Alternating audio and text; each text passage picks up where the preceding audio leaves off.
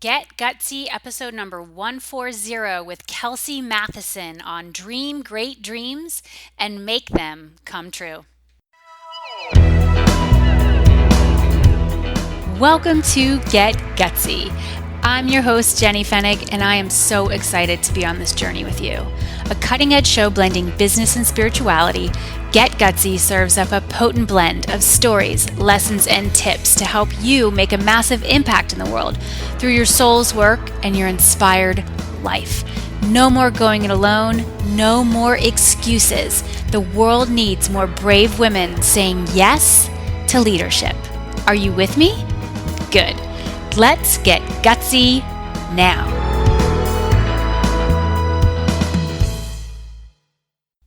Hey there, how you doing? Welcome to another week, another episode of Get Gutsy. Hey, I hope you enjoyed my bonus solo episode we served up last week. We actually gave you 2 episodes last week. OMG. Exciting. Are you excited? Yeah, we gave you 2 because the week before we gave you 0. I just gotta be honest on that one. I told you it was my birthday week and I had planned to serve up my solo episode that week. And honestly, after India, I just needed rest. I needed rest. I actually came back with little bacteria in my belly, which luckily is all cleared up now, thanks to the marvels of modern medicine. And I rested and I listened. And so last week we gave you this bonus solo episode called India, Sobriety, and Turning 40. And a great post that goes with that. You can go to jennyfennig.com. You'll see it right there in our listing of blog posts. I often, for my solos, and I don't do that many solos anymore, it'd be kind of special occasions, but I'll write it out and then I'll speak it. And the written form and this in the spoken word, there's some similarities, of course, but there's differences too because it uses a different part of my brain, writing versus speaking. So I suggest that you check out both. Go read the blog post and listen to the episode, and you're going to get different flavors from each. And I just had such a wonderful time putting that one together for you. So thanks for listening. And if you want to hit me up on my Facebook page, let me know how that landed with you. Love hearing from my crew of Get Gutsy goddesses. That's what you are. And before I tell you about our amazing guest, I want to make sure you know that first off, June is going to be freaking spectacular. I mean, without a doubt, without a shadow of a doubt. I am putting together some awesome trainings for you, resources, and the resource that I want to invite you to get your hands on. It's something I have not released ever in this form for an audience, a large audience. And I've decided to do it to celebrate the opening of enrollment for our coaching school. Our coaching school is called Get Gutsy Coach Training School. And I simply want to shine a light on the power of coaching. To me, coaching, changed my life when I left corporate America. About 10 years now. This November it will be 10 years. That just hit me. And I mean, everything that I've done since just blows me away. I'm just living this dream. And now I train spiritual healers and creatives, corporate executives like I was, to walk this path of a spirit-led coach, so that you can help your clients transform beyond the beyond. And I put together this awesome free gift. It's a sacred map and meditation to help you attract ideal coaching clients. So if you're curious about what this whole realm of coaching is all about, or if you've been dabbling in it for a bit and you want more structure, you want more guidance, you want a skilled, seasoned mentor by your side, then check out the free gift. You can go to jennyfennig.com/clients.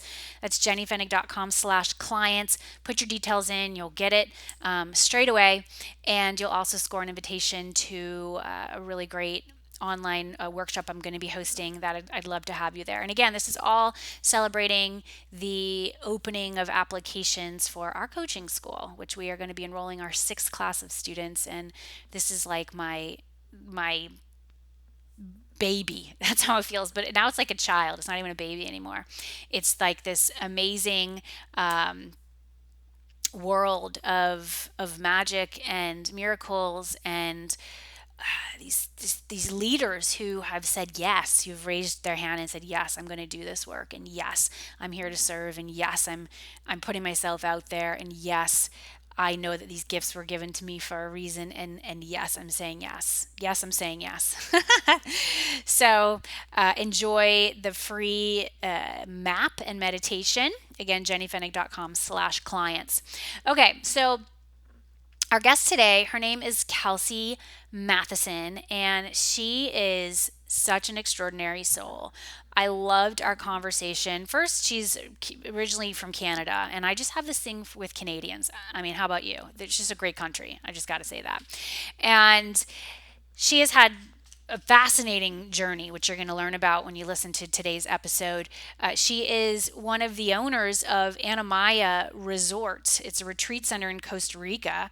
And earlier this year, I hosted my first ever retreat outside of the United States. And it just so happened to be in Costa Rica. Really have a love of that country. So super cool that she owns a retreat center in Costa Rica, and she'll tell you the story of how that all came to be. It was not like she set out to do that. It just, she follows her instincts, and she's very, very smart, and she knows how to take intelligent risks. And as a result, she's just living this extraordinary life and has a fantastic business that is impacting the world. She's gone on to invest in another business that she's going to tell you about.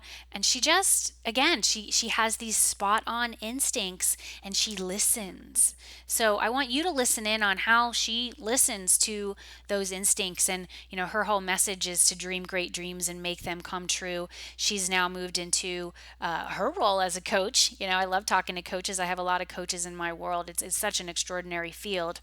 And she talks about her, I asked that question of all my guests towards the end of the interview: what's the gutsiest move you've ever made, and how does it inspire your life and work today? Well, I'll tell you that what she shared just blew me away. It was, I just never had this type of conversation before, what she revealed with me, and I'm going to keep it a secret because I want you to experience it for yourself. It brought me to tears, and her and I then went on to have a private conversation afterwards about what she shared, because it really, really touched me.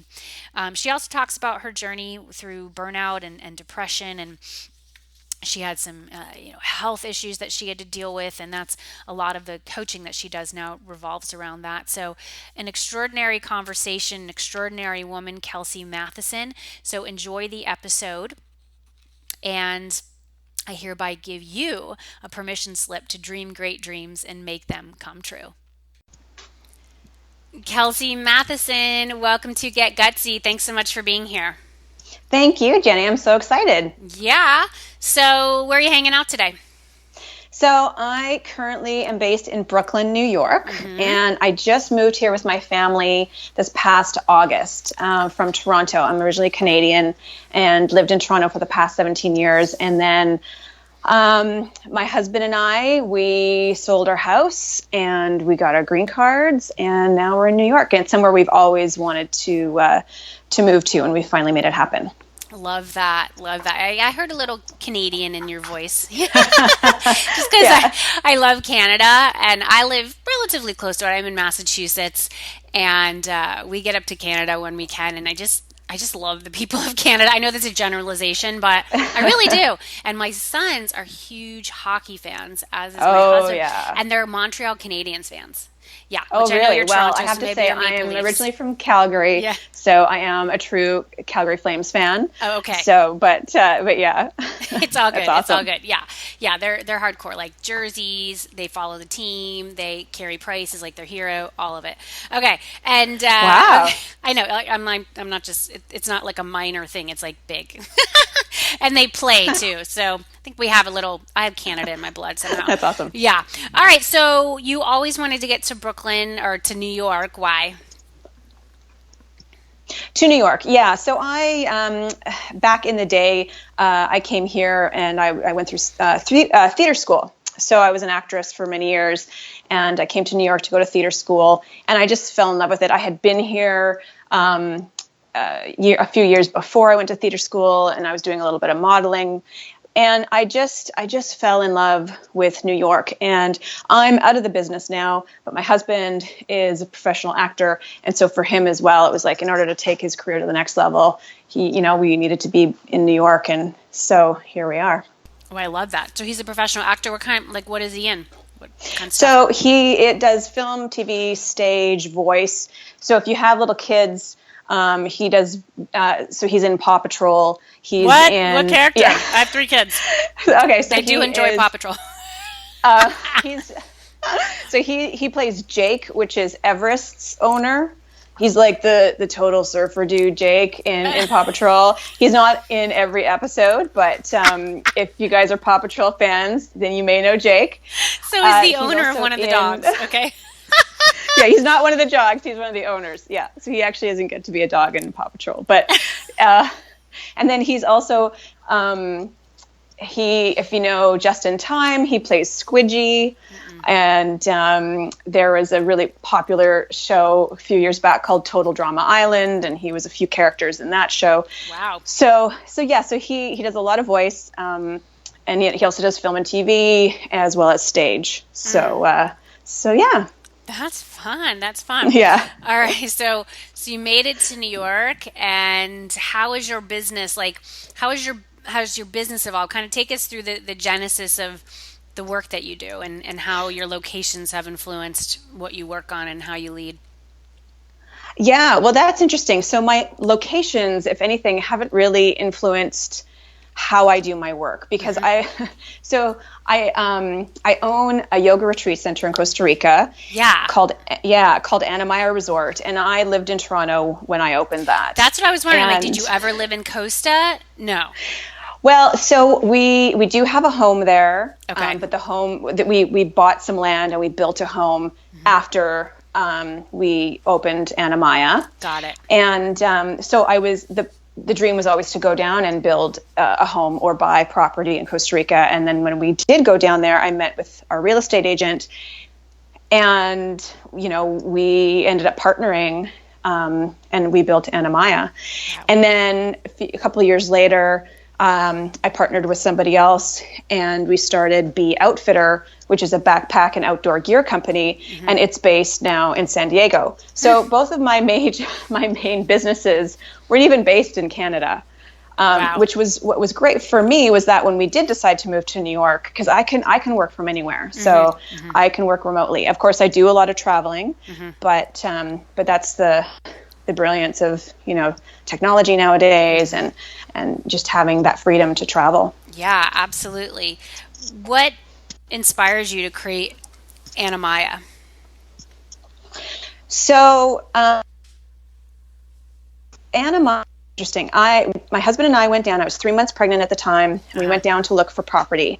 And Just for yourselves, personally, it was you wanted to be just there. for ourselves. Yeah, just to have a rental home, a little investment property. We would be able to go and spend our time there when we were in Costa Rica, because we loved it. We got engaged there. We got married there. We were starting to, create and grow roots in Costa Rica. Got it. So we were like, we want to go buy some property and build a home for ourselves. And when we're not there, we'll rent it out and have a nice little rental property.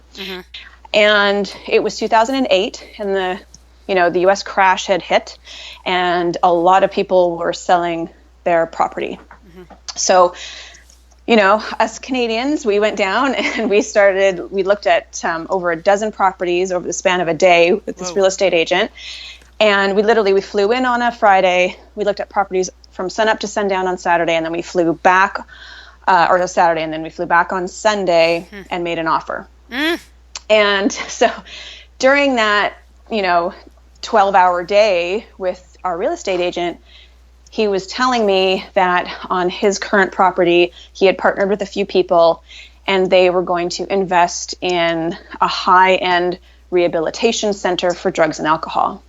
And that really piqued my interest, because my father still suffers with alcoholism. My husband is 11 years clean and sober.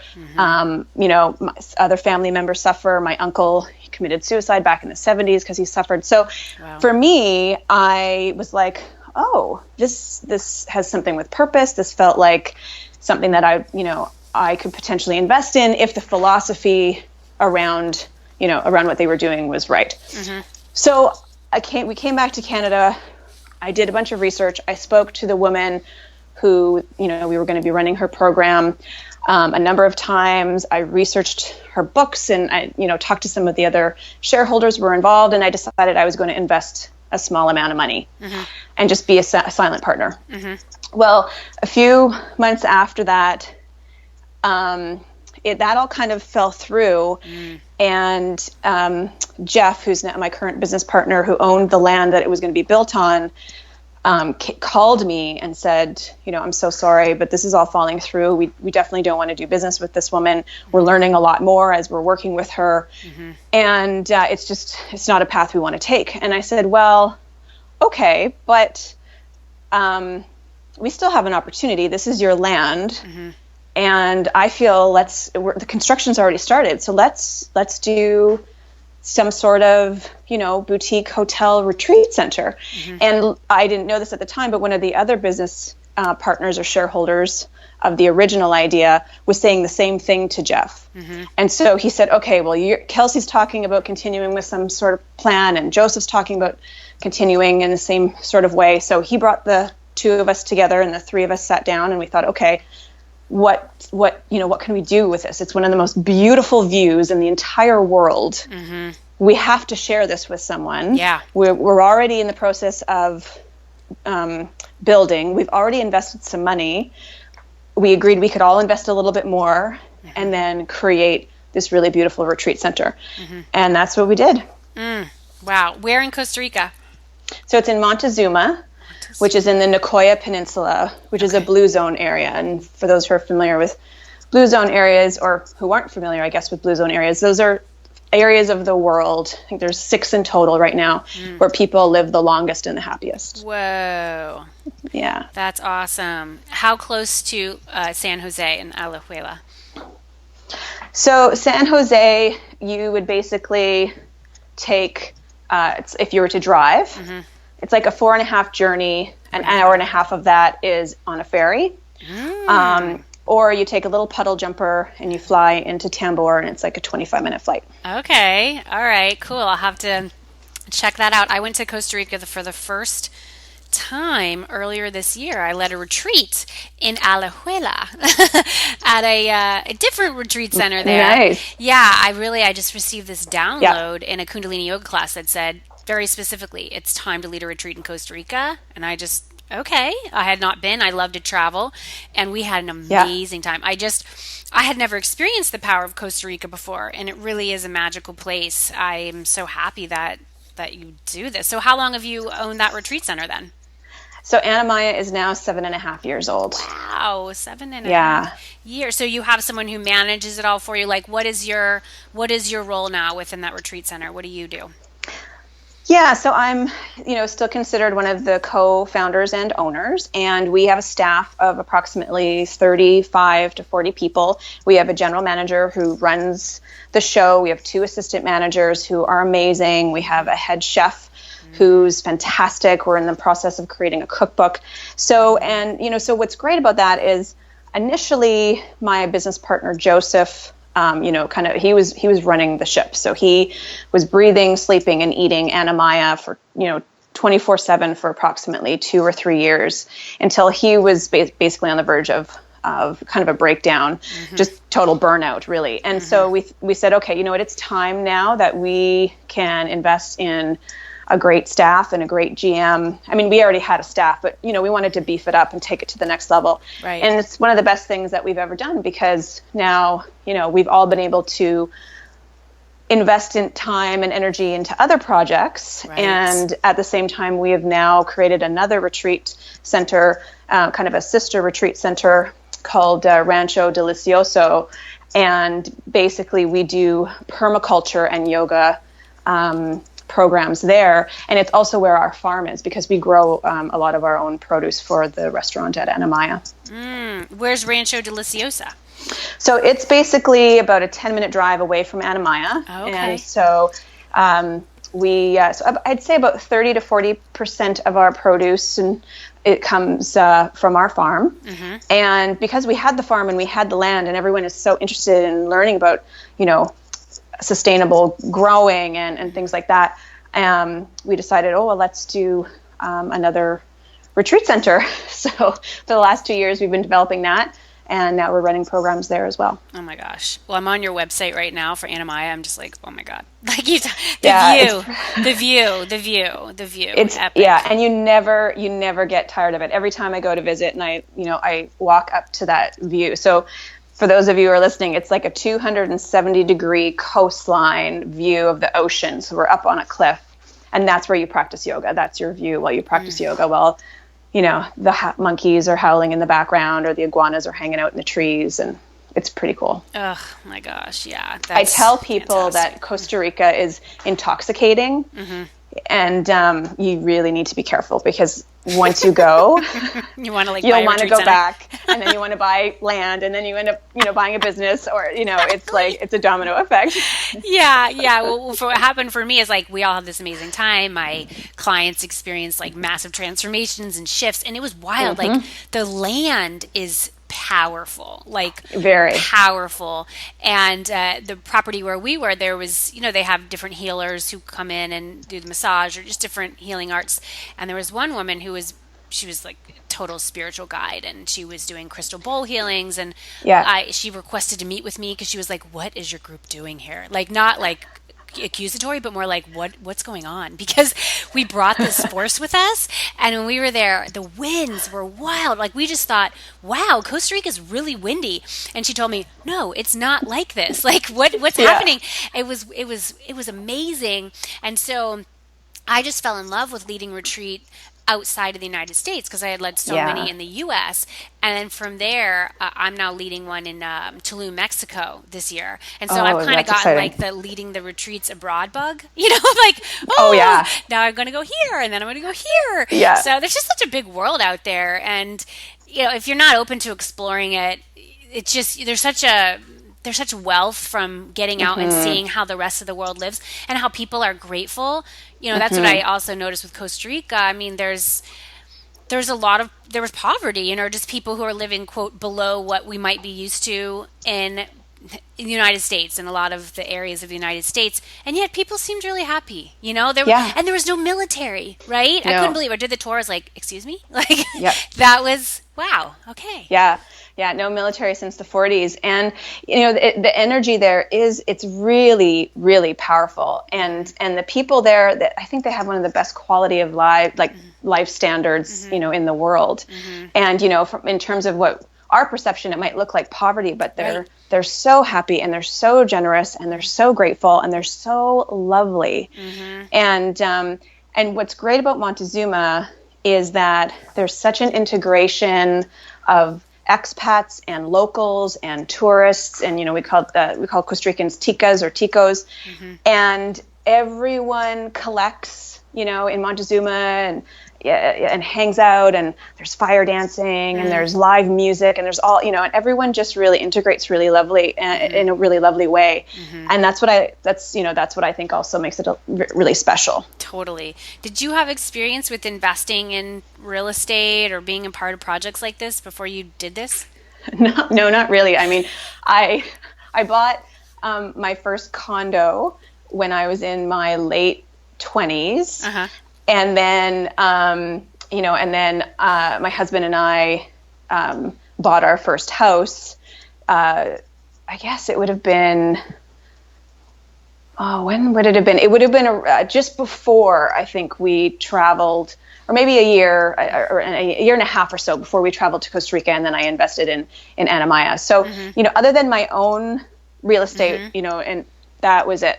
And this is where I love, having these conversations, because I really like to dig deep into the process. Like, did you just feel something inside of yourself? Was there a message that you received in some form that said to you, Kelsey, this is your next step? Yeah, it was really instinct. I tell people a lot that there's like, how and why did you even decide to do this? And it was purely instinctual.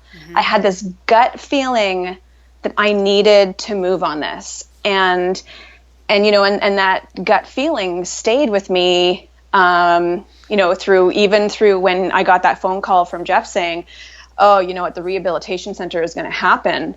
I was like, I didn't feel discouraged. I was like, we need to move forward. We need to move forward. That's fine. This is a bump. This is a little obstacle, but there's something here that's really special. We need to move forward with this. And it was just purely gut instinct. And then, interestingly enough, when I met my business partner, Rory Rogan, for B Outfitters, B Outfitters is my, backpack and outdoor gear company.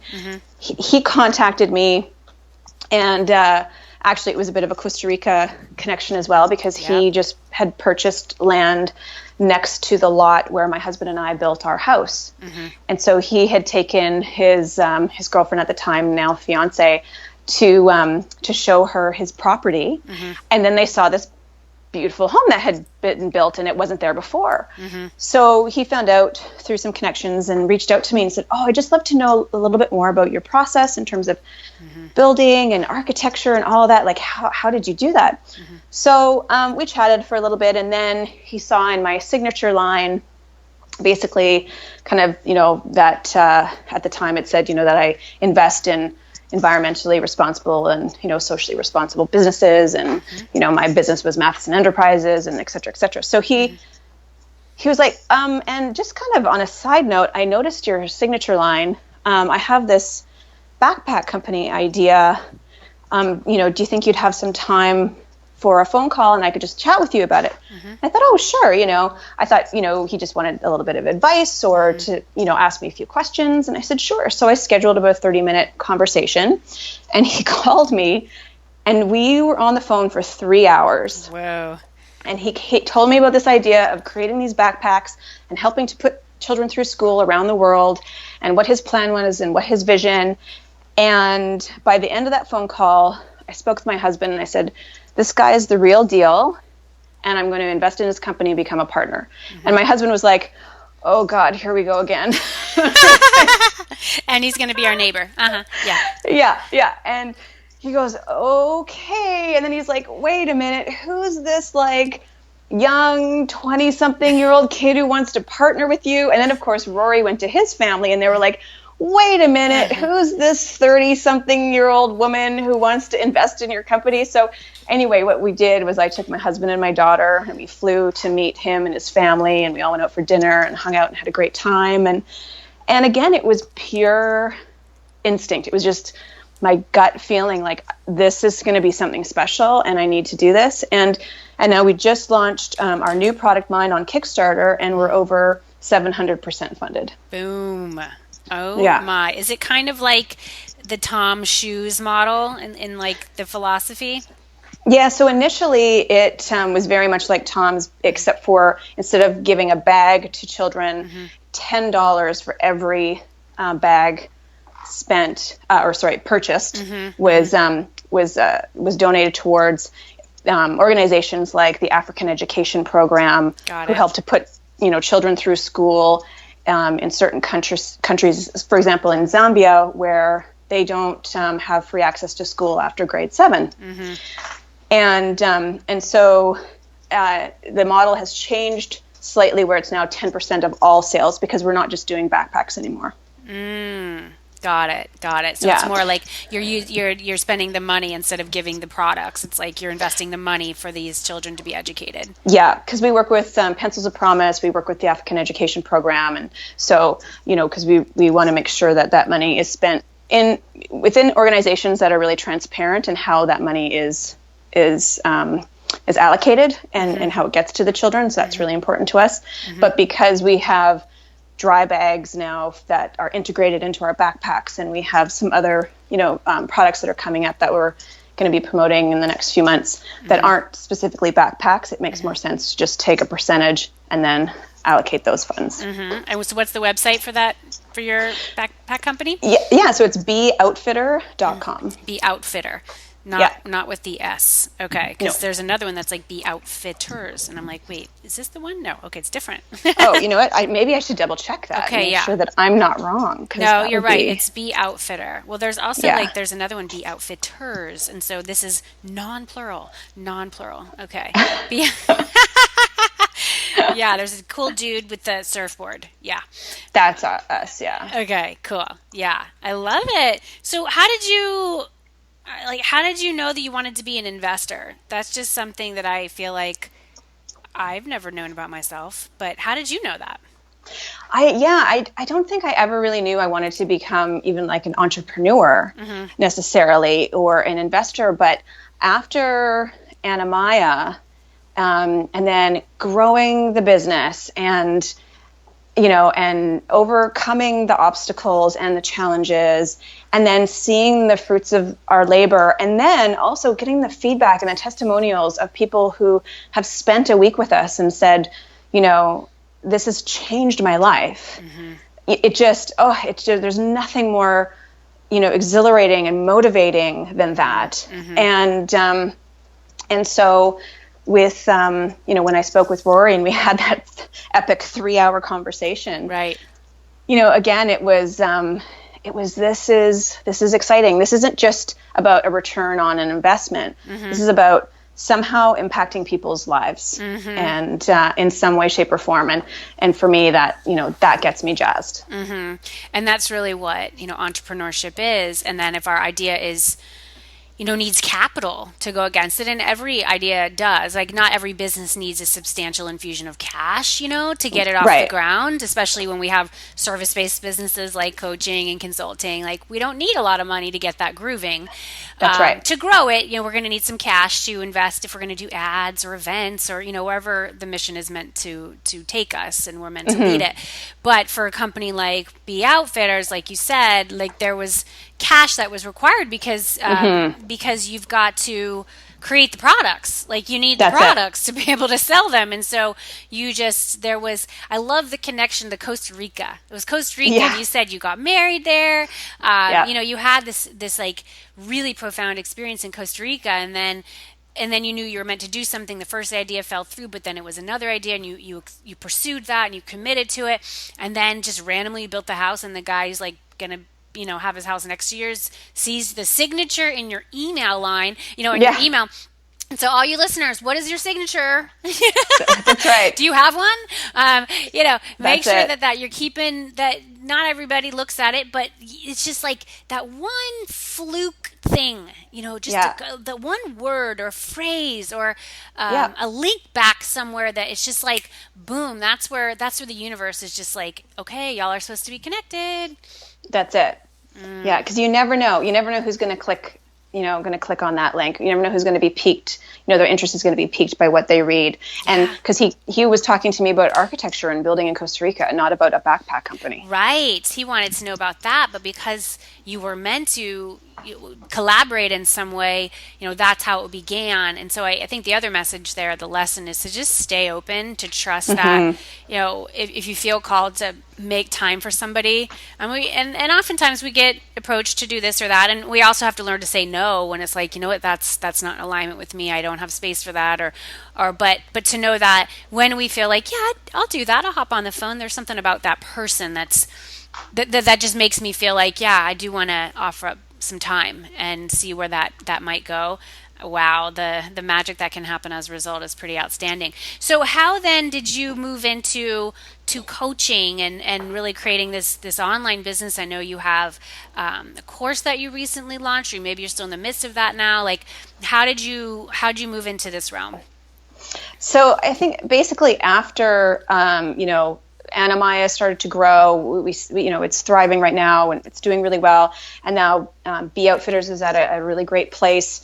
And I had a really small business in Costa Rica a few years back of yoga clothing that we sold, and it was just in Costa Rica, and I'm not involved in that anymore. But it was a lot of fun, and so through that, I ended up getting a lot of mostly women coming to me saying, I have a small business and I want to take it to the next level, or I have an idea and I want to start my own company. Right. But I have no idea where to begin. And I'm not going to go back to, university at this point. I have 2 kids and I've been out of the workforce, and, what do I do now? I'm 38 years old, or whatever, whatever their story is. And so I started to help and coach and train my friends on how to do just that. And, my mantra is kind of like dream great dreams and make them come true. And, that's what I've tried to do my whole life. And now I try to teach others how to do the same, because I was getting all of my, close friends and acquaintances coming to me, asking me, how do I do this? Right. And so I thought, what, I have the opportunity here to create a small business and do this. I do take very limited clients, but I love teaching people how to, because people don't, it's like, oh, well, I have this dream, but it's just a dream. Or I have this idea, but who am I? I can't make that happen. Oh, and it's a lot easier than you think.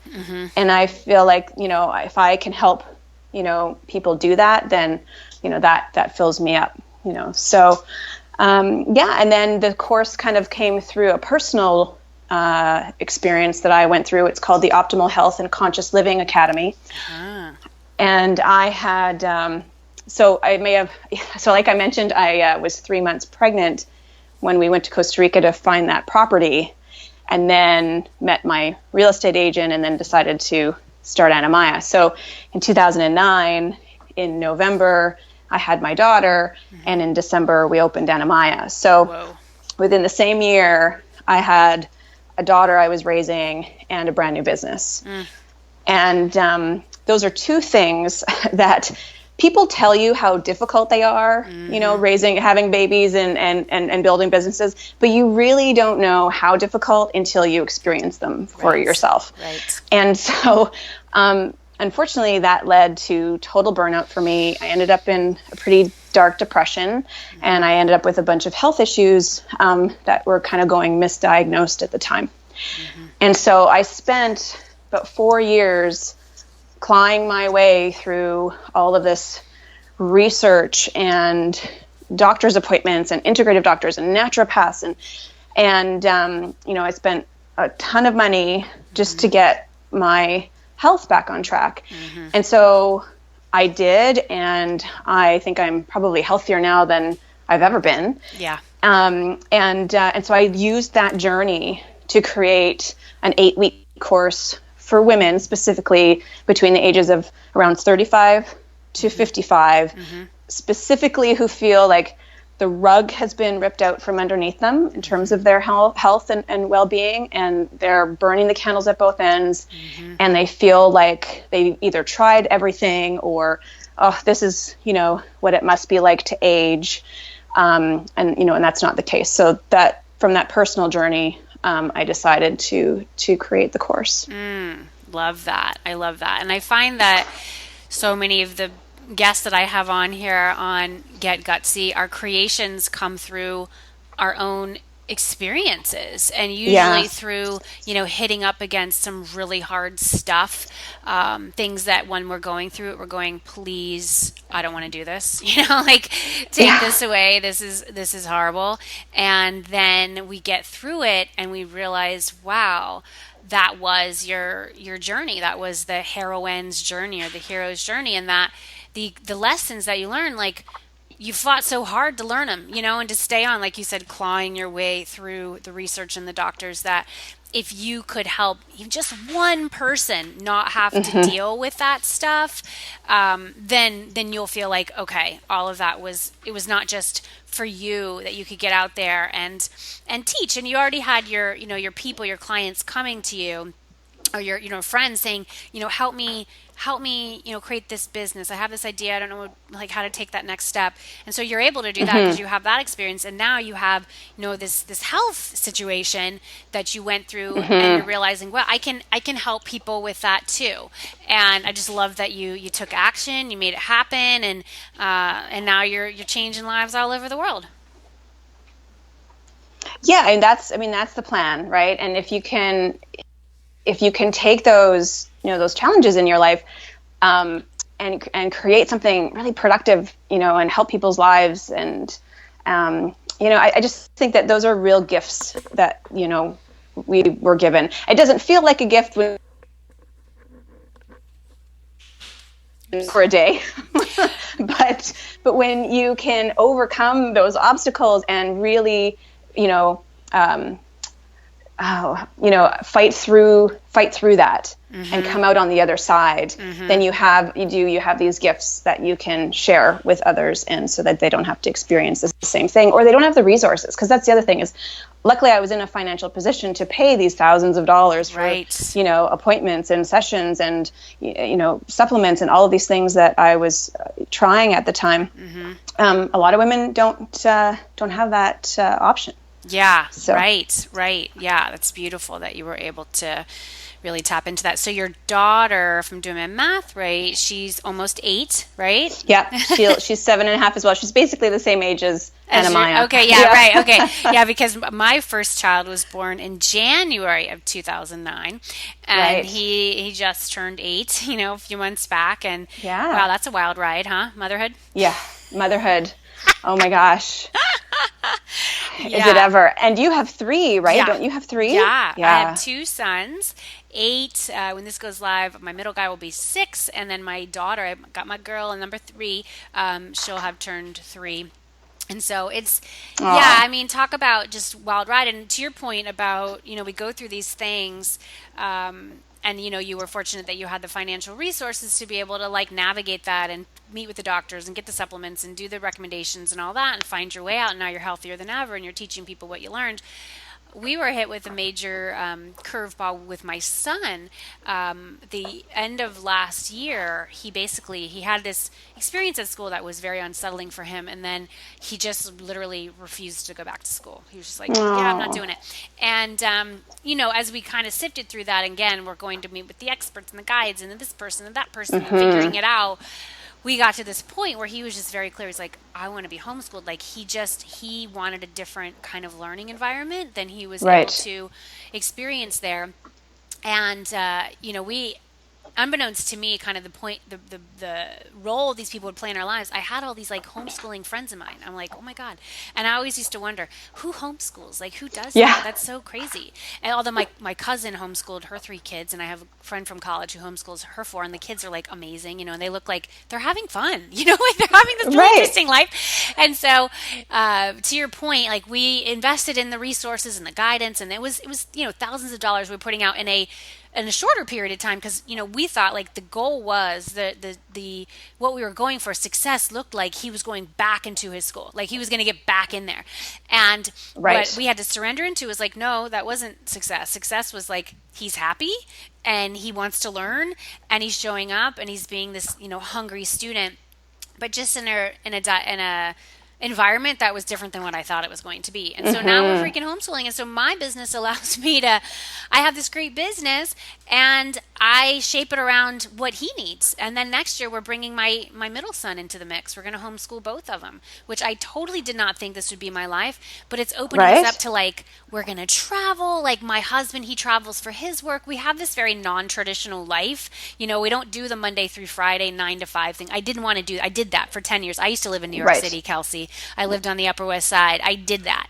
And I realized I did it for a time. It was great. I learned a boatload. And now I'm ready for a different kind of life. And so this curveball that we were served up presented me with the opportunity to have a different kind of life. And we're just embracing it. I think what I want our listeners to take in is we live in a series of seasons and cycles. And so to really tap into what season and cycle are you in right now? It's different than what you're in maybe 5 years ago or even 6 months ago. And it's okay. It's absolutely okay. Kelsey, it's been amazing talking to you. Where can people go to find out more about you? Where do you want to guide them? Yeah, so you can go to my website, kelseymatheson.com. And, if you sign up for my newsletter, I have a free, basically it's a free document. It's 7 secrets on how to stay motivated. And then I'll also be offering a free crash course edition of the Optimal Health and Conscious Living Academy. Ooh. So if you don't want to pay, the $295 to take the course, there's a free crash course that gives you a little taste. And we're in the middle of creating it now. By the time this podcast is launched, it'll most likely be ready, and you can find out more information about that as well. Cool. And then I'm on Instagram and Twitter at _Kelsey Matheson as well. All right, y'all. Everyone go check her out, KelseyMatheson.com. I have loved this conversation. You've opened me up to just some new levels of my growth, so I appreciate that, Kelsey. I know you are one gutsy woman, and I'm very, very curious to know the answer to our finale question. What is the gutsiest move you've ever made, and how does it inspire your life and work today? So I think I was actually going to talk about investing in a company, in another country, but I've talked a lot about that. And I think on a personal level, gutsiest move I ever made was I gave my first child up for adoption. I was a very young girl and obviously was not planning on getting pregnant. And he's going to be 22 in June. Wow. And I think, it was the hardest decision I've ever made in my life, but it was also because I made it for him, because I knew that I wasn't in a position to give him the life that he deserved. And it was an open adoption experience. So he's known us his whole life. He was in our wedding party. He's come and stayed with us in New York. We've gone traveling with them. We're very much a part of his extended family. And I think what that's inspired me is really, in terms of like moving forward within my life and my career is, I came up with a purpose, my life's purpose, which sounds a little daunting, but I think it's really important that people think about their life's purpose. And for me, it's about living consciously and living courageously to create opportunities for myself as well as for others that give back and are socially and environmentally responsible. And I think, with my son, it was all about creating an opportunity for him, making sure that he had the life that he deserved. And in turn, the benefits of having him in my life and having a great relationship with him. And it also allowed me in the end, which I wasn't thinking about at the time, but then I was able to have all of these opportunities in my life. And we kind of grew together because I was pretty young when I had him. And now my daughter and him are like besties. And, Wow. He's off in university now and she's like, 7.5 years old and he's 6'4" and she's, 3 foot nothing. And so it's, I wasn't planning on actually sharing that story, but I feel like it made a lot of sense too in the moment. So thank you for your vulnerability and courage in sharing that story. It's very beautiful. And wow, I just love it. I love that you were able to do that, and the fact that it was an open adoption. Like, did you or he or the family, like, how did you go through that, like, consciously and lovingly? Was there like therapy, healing? Like, because I think for many people that can bring up a lot, and like they don't want them to know who was. Like, I've just seen a lot of that in my life. I have a lot of adoption in my life with people who are connected to me, and I don't see any of it have been gone as healthy as that one. Like as open as that one. So I'm like, how did you achieve that? Well, I mean, it was really I'm very grateful for his his adoptive parents. They're amazing people. And so at the time, my boyfriend and I went through a number of we went through all of the options. It was either going to be, there's legal adoption and there's closed adoption and there's open adoption. There's all these different, forms of adoption. But open adoption, the counselors, I lived in Calgary. I was born and raised in Calgary, Alberta. And the open adoption agency that I went to at the time really talked about how healthy open adoption is. And at the time, not a lot of people were talking about it that way. It was like, no, you don't want to confuse anyone. You don't want to feel the adoptive parents are worried that the birth parents are going to change their mind. Like there was all this fear. And, one of my best friends was adopted, and she will never forget that day where she got sat down at the dinner table and was told, we're not your real parents. And that's devastating. And so my son, he's never known anything different. He's known from day one that, myself, I'm his birth mother and who his birth father is and who his adoptive parents are and family. And he knows, like, my mother's involved in his life, and, his birth father's family is involved in his life. Like, it's an extended family. So the fact is that they really taught us how much healthier that kind of relationship could be. Yeah. And for me, it was all about the child. For me, it was all about this child's, security and safety and who he was going to be raised by. And so through an open adoption, then you end up looking through hundreds and hundreds and hundreds of dear birth mother letters. Oh. And they're usually written to the dear birth mother, because usually at that time, at that stage, the birth father isn't usually involved. But my boyfriend was very, very involved. And we sat through hundreds of these letters of basically people telling you, their very personal stories of why they're adopting. A lot of them are pretty tragic. Yeah. And why they would make great parents. So we went through hundreds of these. And what's interesting, though, is there was only 2 letters out of the hundreds that were in the running. And there was one, like, top runner, and then there was a second choice. And our top runner was, the family that we chose to adopt our son. And they also were very much about being inclusive and reaching out to our families and being very involved. So because they were also so open and they really wanted it to be a very open experience and relationship, that helped. Because I think at the time, my boyfriend and I were like, oh, well, maybe we shouldn't visit too much, or, oh, well, maybe it'll be too difficult for everybody. Like, we were under that mindset as well, truthfully. And now I know, the benefits of open adoption and how important it is and how much healthier, psychologically it is. And so I plan one day on writing a book about it. Please do. Please do. Yeah. I really got to get on that. I've started it. But yeah, so it's a beautiful relationship, and I'm very grateful for it. And it was definitely the gutsiest, hardest thing I've ever done, but for all the right reasons. And it's just worked out so beautifully. Oh my gosh. I just love that story. Like, I literally am on the verge of tears going, oh. Yeah. And I was just saying, like, you need to do something to help those people who are in those positions, or, there's just like a movement that, again, I have a lot of adoption in my life, and it's really interesting. I kind of see all of that, and I see the impact that it's had on the people. And I don't know what it feels like to be adopted, because I'm not adopted, but I actually have, I discovered I had an older brother that I never knew I had. Okay, so you talk about the impact, hon. I was 25 when I learned that. And I was like, excuse me? Like, wow. What? And oh yeah. And I had a younger sister who died when I was a teenager. And so for 10 years, I was like all by myself, like I don't have any siblings anymore, and then I realized my sister's, she's still with me, just not in physical form. Yeah. But I had to learn that.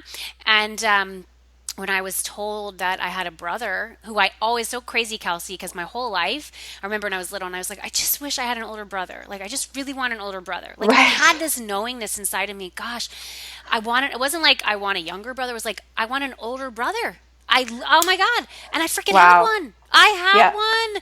And and it was different back that time. And so I feel like now you have such an opportunity, because my understanding at the time when, it was through my mom, back then, if you got pregnant, and you weren't married, like, you either got married, and if you didn't, then you couldn't keep the baby. Like, you didn't tell anyone. It was like secretive. It was shameful.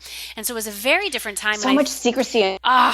Yeah, and it's like, it's just life, like, these things happen. And so how are you going to navigate? But I see the impact of, all that with different people in my life who have adoption, and, when there's like just that secret attached to it, or the shame, or the, you can't get in touch with them, or, it's hard. It's just hard. And it doesn't have to be. I think when you can take that energy of openness and, like, we're going to move through this together, and nobody did anything wrong, then it's okay. it was all done in love, and there's no shame surrounding it, and it's all healthy and loving and accepting, and yeah, and it's just a different energy that you embrace it with. Yeah. Well, I think that's the power of Canada. I'm sorry. I just do. Like, I feel like I do. There is a different energy in Canada, and I love America, American. My grandfather, though, lived in Canada for a time, and I just feel like when I go there, people are more laid back. Like, there's just this more, like, there's just a chillness, and now you're you're living in New York, and so maybe you sense some of it, but, you are the perfect person to bring that message to the world. So I send you love, and please keep me posted. And when you do, I'm going to have you back on the show. You're going to tell people. Got it. You know what I'm saying, Kelsey? All right. I loved having you here. I loved it. And I'm looking forward to staying connected to you, Kelsey. Yes, me too. Thank you so much. I loved being a part of it. It just felt so natural, and I loved chatting with you. And thank you again for having me. Yes, my pleasure. And you listeners out there, OMG, you're going to do something amazing today. What bold step are you going to take? Follow those nudges, follow that intuition. As Kelsey says, dream great dreams and make them come true. This is Jenny Fennig sending you so much love, light, and faith as you get gutsy. I will see you next time. Hey, this is John Lee Dumas of EO Fire, and you're listening to Get Gutsy with Jenny Fennig. Gutsy leaders unite and ignite. I hope you enjoyed this episode of Get Gutsy as much as I enjoyed creating it for you. Are you responsible for leading and growing your spiritual business? If so, I have a free tool for you that will help you spread your message like wildfire. It's called the Sacred Marketing Puzzle, and it's a one-page PDF guide that simplifies the often mysterious and confusing world of marketing. When you use sacred marketing tools to amplify your message, you'll provide huge value to your tribe and grow your business. What are you waiting for? Go to jennyfennig.com/puzzle to get yours instantly. That's jennyfennig.com/puzzle. Gutsy leaders, unite.